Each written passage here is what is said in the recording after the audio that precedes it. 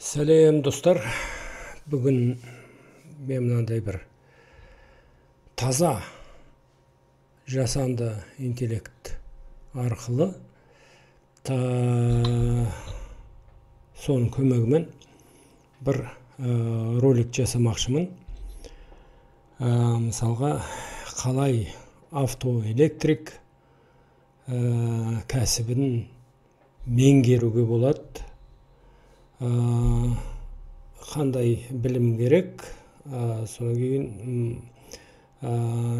мәшиненің ақауын табу үшін қандай жоспар жасау керек деген сияқты сұрақты мынау жасанды интеллектіге жасадым. Қазір соны көрсетіп берейін. Жауабын бұл жауабы автоэлектрик болу үшін көліктердің электр жүйелерін білу және түсіну маңызды. Оның бәрін оқымай-ақ қояйық. Бұны былай істейміз. Қазір басқадай жасанды интеллектіге барамызда, мына жазған мәтіннің бәрін жасанды интеллектіге оқып бергіземіз, дауысын шығарып. Енді ол мейлі қызық болу үшін кішкене бір қыздың дауысын аламыз, содан кейін соны сөйлетеміз. Сол сөйлеп болғаннан кейін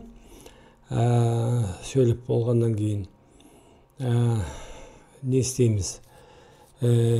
Содан әрі қарай басқадай, мысалға автоэлектрик маманның суретін салып бер дейміз.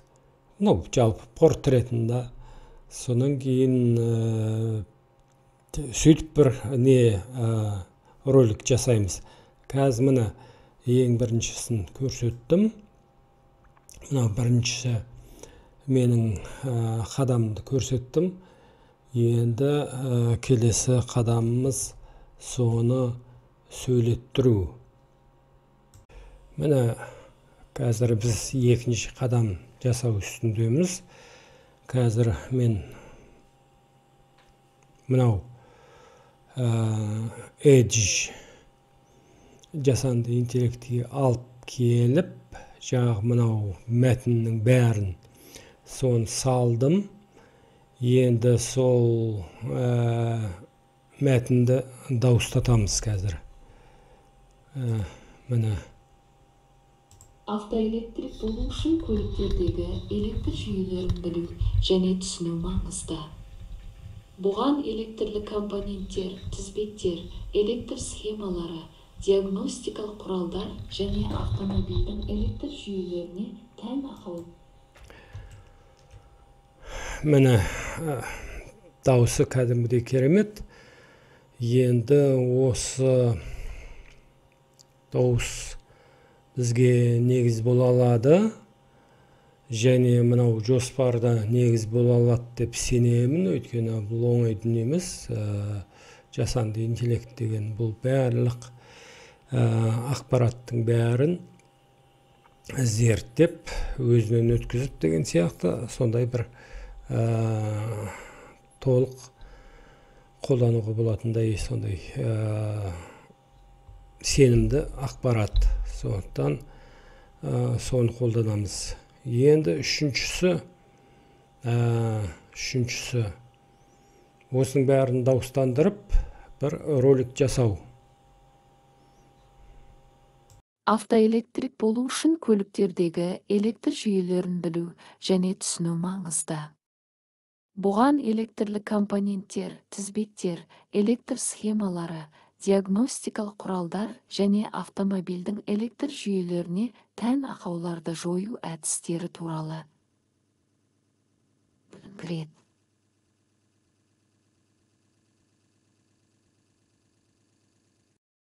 Автоэлектрик болуды үйрену бірнеше себептер бойынша пайдалы болуы мүмкін. Бір, жұмыс мүмкіндіктері. Автокөлік электр жүйелерінің күрделіне түсуімен тіпті автоэлектриктерге келеді. Ол әр түрлі секторларда, соның ішінде автомобиль жөндеу шеберханаларында, дилерлік орталықтарда және өндірістік компанияларда мансаптық перспективаларда аша алады. 2. Диагностикалық мүмкіндіктер автоэлектрик көліктердегі электр ақауларын диагностикалау және жөндеу тәжірибесіне ие.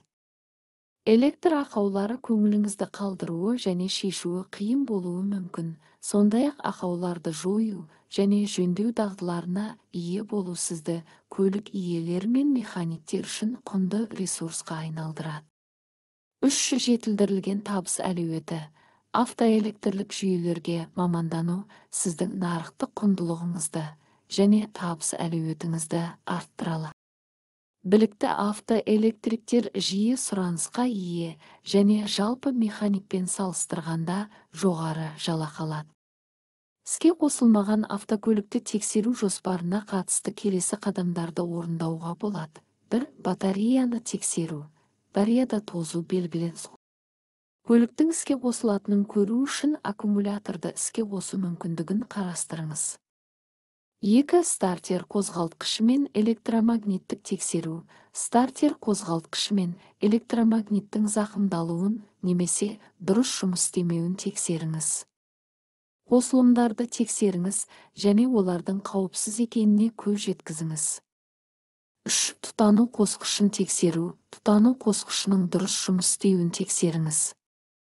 Кейде ақаулы тұтану қосқыштары көліктің іске қосылуына кедергі келтіруі мүмкін. 4. Жанармай жүйесін тексеру. Көлікте жанармай жеткілікті екеніне және жанармай сорғысында, сүзгінде немесе инжекторларда ақаулардың жоқтығына көз жеткізіңіз. Жанармайдың жетіспеушілігі де көлікті іске қосуға кедергі келтіруі мүмкін. 5. Электр жүйесін тексеру. Іске қосу жүйесіне әсер етуі мүмкін кез келген сақтандырғыштарды, зақымдалған немесе тот басқан сымдарды немесе ақаулы электр бөлшектерін тексеріңіз. 6. Компьютерді диагностикалау сканерлеу. Көліктің борттық компьютер жүйесін кез келген қате кодтары немесе іске қосу мәселесіне жарық түсіретін мәселелер бар жоғын сканерлеу үшін диагностикалық құралдарды пайдаланыңыз. 7. Маманнан көмек сұраңыз. Егер мәселені негізгі тексерулер және ақауларды жою арқылы шешу мүмкін болмаса, одан әрі диагностикалық сынақтар мен жөндеу жұмыстарын жүргізу үшін тәжірибелі автоэлектриктен немесе механиктен кеңес алу қажет болуы мүмкін. Есіңізде болсын, тексеру жоспары көліктің маркасына, үлгісіне және ерекше белгілеріне байланысты өзгеруі мүмкін. Әрқашан өндірушінің нұсқауларына жүгіну және қажет болған жағдайда кәсіби көмекке жүгіну ұсынылады.